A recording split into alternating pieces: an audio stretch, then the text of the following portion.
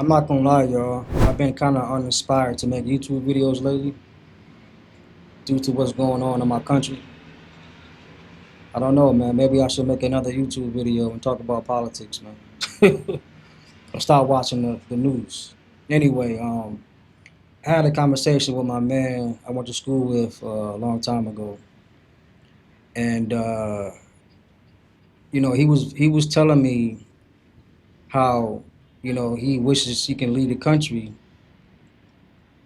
like right away. You know what I'm saying? And like I heard his urgency in his voice, and it was kind of eerie because when I left in early 2023, I heard my voice. I heard myself in him. You know what I'm saying? Um, but for me, it was kind of like for me personally, it was kind of easy because I was in the military. So like leaving the country wasn't like a big deal to me. Um, but living here was kind of different, you know.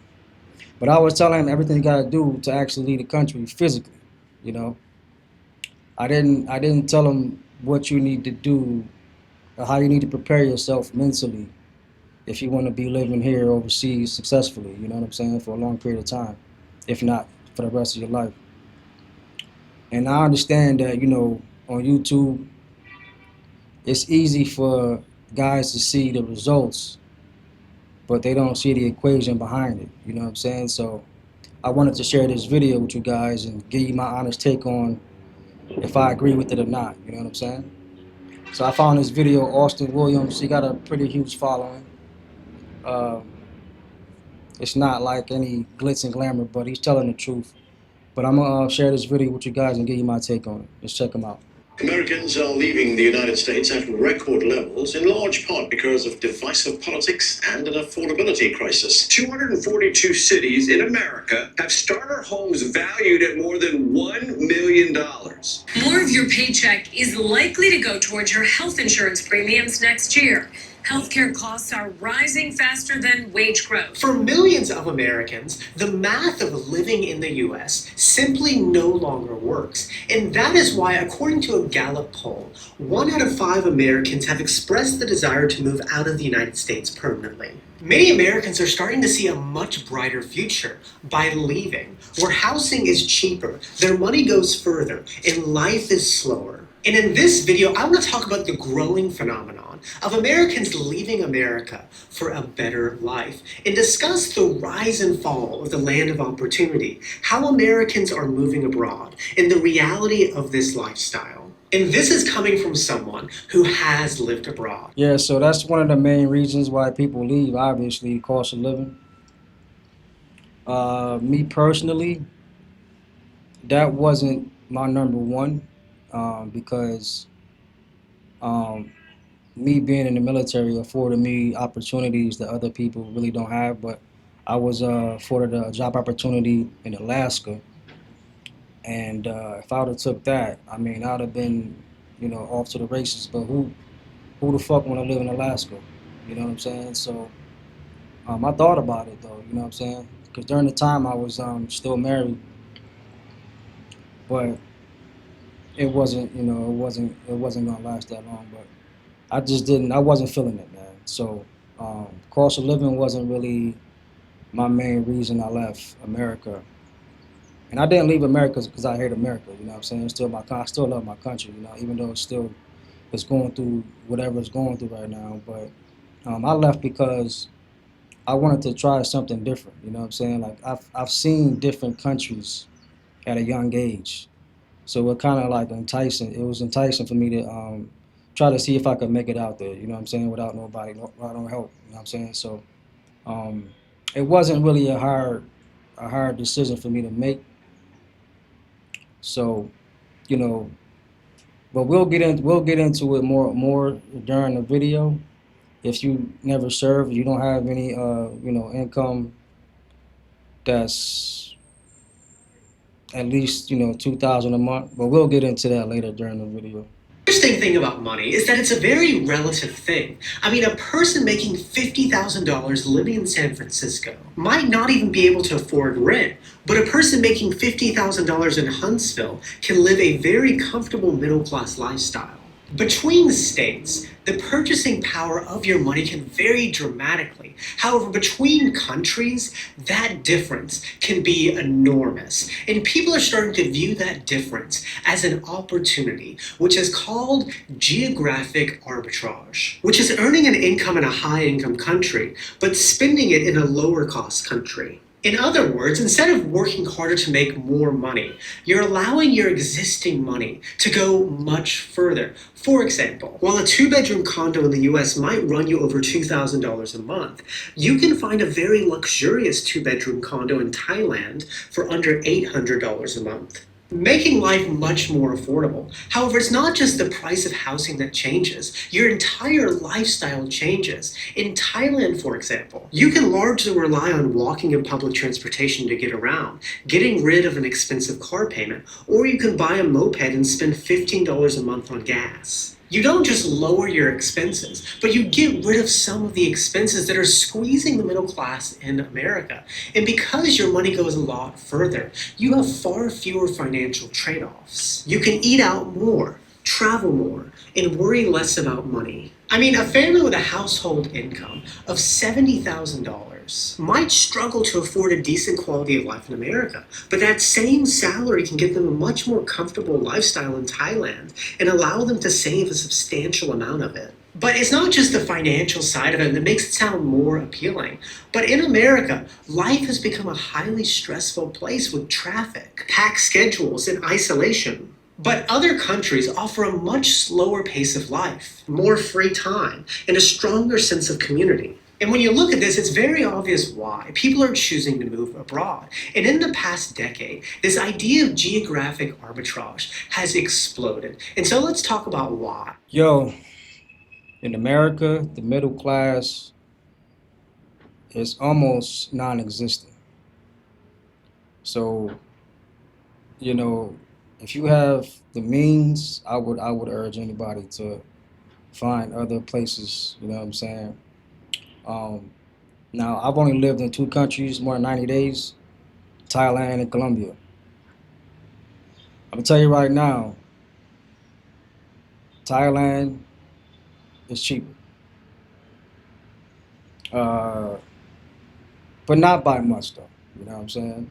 For instance, I had a 2-bedroom. My last place in Thailand, I had a 2-bedroom, 2-bathroom townhouse. I forget the square meters and all of that stuff, but it was pretty decent, you know. I was paying $800 US a month, and right now I'm living in a 1-bedroom, 2-bathroom, like a sort of like a condo slash penthouse. I say penthouse because it's like the last floor, and I got my own terrace and stuff like that, but it's not as big as a penthouse. I'm paying $1,000 a month, right? But the food, groceries, like if you eat out, I don't eat out. You know, I eat out probably, once or twice a month. But the groceries is cheap, you know what I'm saying? Just like Thailand. You know, I'm spending, if you go check my video expenses and all of that, I'm spending about $400 a month, and it's 2 of us, you know, but I eat healthy, you know what I'm saying? It's like, so all the stuff is fairly cheap, you know. Transpo, Ubers, it's more expensive than Thailand. Thailand, Uber, a boat ride is probably like $2 to get from one place on one side of the place to the other side. But out here, it's still cheap though. It's like, you know, my longest ride would probably be like $10, you know what I mean, one way. But I don't really use Uber like that. You know, I stay in my area, you know, unless I'm going out during the weekend and stuff like that. But the lifestyle is just better, man. You know what I'm saying? It's less stress, you know. Thailand is kind of getting a little crazy. I'm gonna keep it a buck with y'all. Thailand is getting a little crazy, but it's still, even there, it's low stress. You know, it's low stress here too. The weather, me personally, I'll take Medellin weather any day over Thailand weather.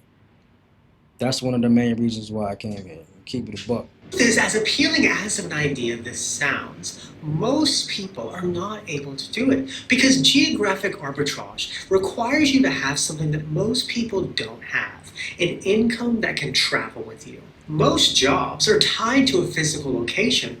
Teachers, nurses, and countless other professionals require you to be physically present. And even many remote workers can't simply move abroad because their employers don't allow them to work outside the United States. And so the people who tend to take advantage of geographic arbitrage tend to be retirees, freelancers, software developers, and online entrepreneurs, people whose income are not tied to a specific location. But here's the irony. Many of these people are already well off. Software engineers, for example, often make six figures and can already afford a comfortable life in the United States, whereas a waitress making $20 an hour who would benefit more from it can't move. Often the people who can easily take advantage of geographic arbitrage are the same people with the least financial need to do so. Geographic arbitrage isn't simply about moving to another country, but it's also about having the income move with you. And for most people, that remains out of reach. But say you do have a portable income, and this sounds like an appealing idea.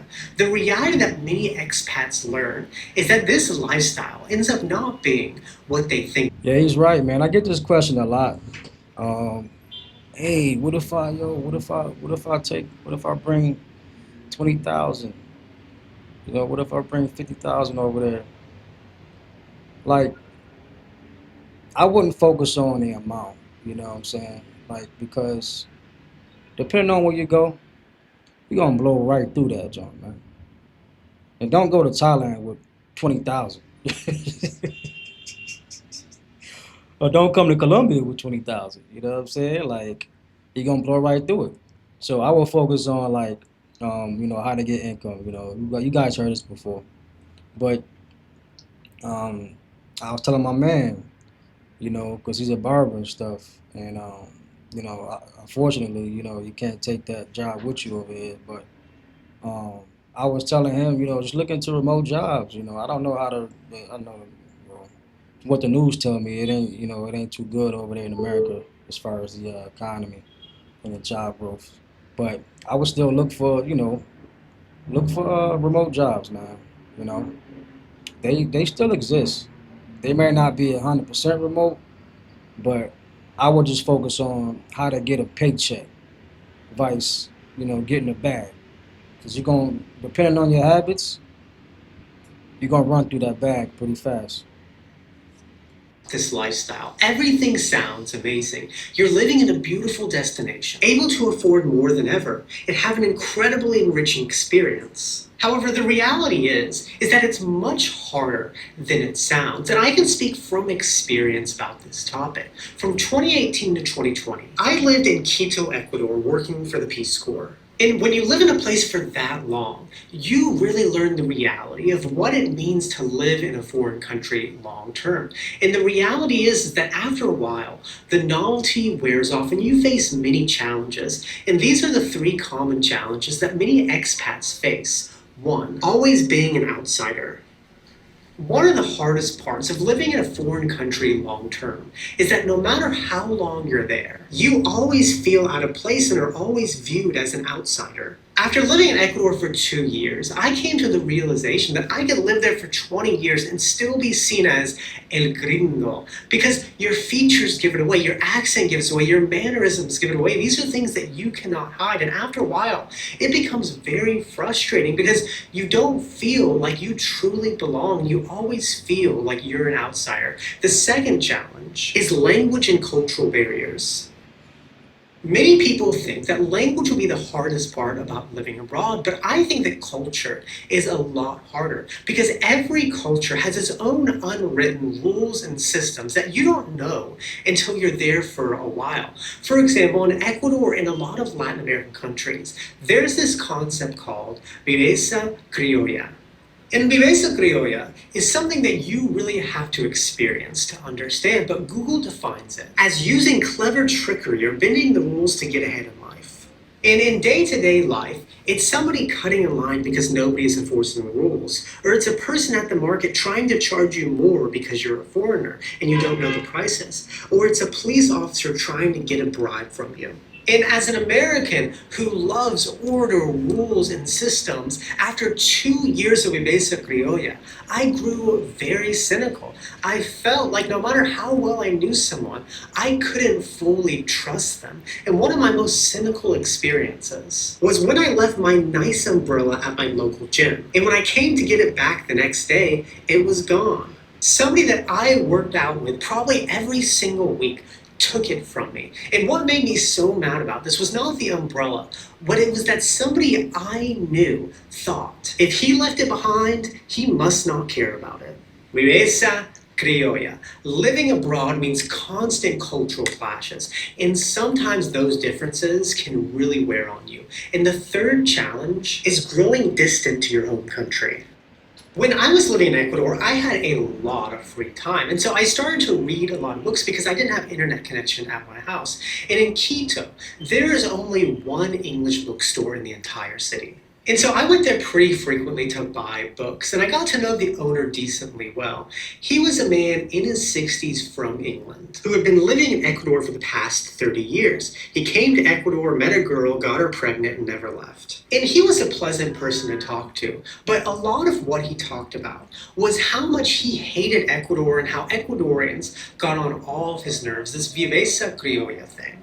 But what I realized after talking to him for a while is that although he hated Ecuador, the reason he stayed was because moving back to England wasn't really an option anymore. He had no professional connections, few personal connections, and after 30 years, England was almost a foreign land to him. He had built his life in Ecuador, and that is probably the biggest risk of living abroad long term, because the longer you are away, the more life back home continues to go on without you until you can reach the point where moving back becomes harder than staying. And that's why I choose to live in America, even though I could easily live abroad as this is my full-time job. I want to build my life in America, no matter how crazy the politics get or how Okay, so we talked about always being an outsider. So I'm gonna split this topic up into two sections: Thailand and Colombia. Thailand, you're not gonna feel that way. Well, if you go to Pattaya, all the hot spots, Pattaya, Phuket, Bangkok, maybe even Hoi Hin, but you're not gonna feel like an outsider in these places. Um, Most of every chick, people, they speak English, and especially in Pattaya, you know, you got a whole bunch of black dudes out there. You know what I mean? So you're not gonna be even looked at twice. You know what I mean? Unless you in the hot spots in Pattaya. But yeah, just a regular person walking around Pattaya, black dude, they see you every day. They see thousands of you. You know what I mean? Colombia, um, Medellin to be more specific. Yeah, you will be looked at as an outsider. For one, Spanish is everybody speaks Spanish out here. I probably ran across maybe two people that speaks English. And it's even then it's still broken. But um, yeah, I've been in this place for 2 months now, and I think I've seen one black dude. You know what I'm saying? And every time I walk around, you feel it. And I'm not saying it's a bad. It's not for me. I can, it don't really bother me. You know what I mean? It might bother some people, but it don't bother me. Um, but yeah, you're gonna be looked at as an outsider in Medellin. I can't really speak on Cartagena like that because I was only there for like 1 month. You know what I mean? But Medellin, yeah, you're gonna be looked at as an outsider. Like I just said, language barriers, Thailand, no worry. Um, Now, if you go to places like Chiang Mai and you go adventure off somewhere in Thailand, then you might be in a little bit of trouble. But for the most part, Thailand, you good money. Like I said, Colombia is a different animal. I'm still, I'm learning every day little things, in Spanish. I can understand my girl, you know what I mean, but I can't have a conversation with her yet. So if you don't know Spanish, Espanol poquito, you might want to Get your name, get your words up, get your vocabulary up.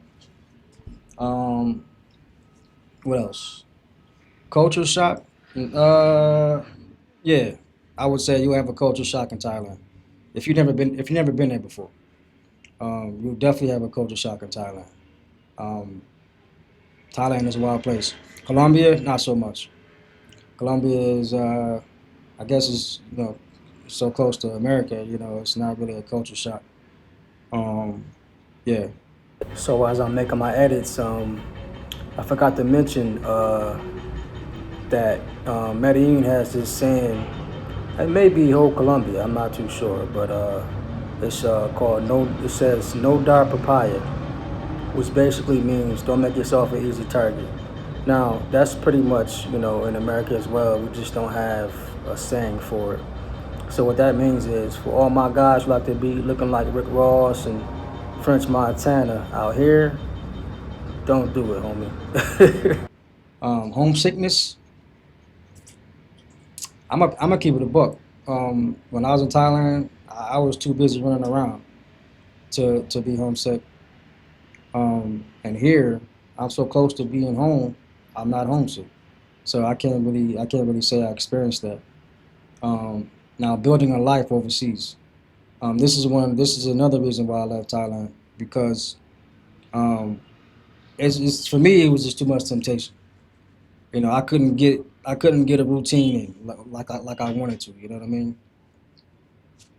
It is what it is. Some people could do it, some people can't do it.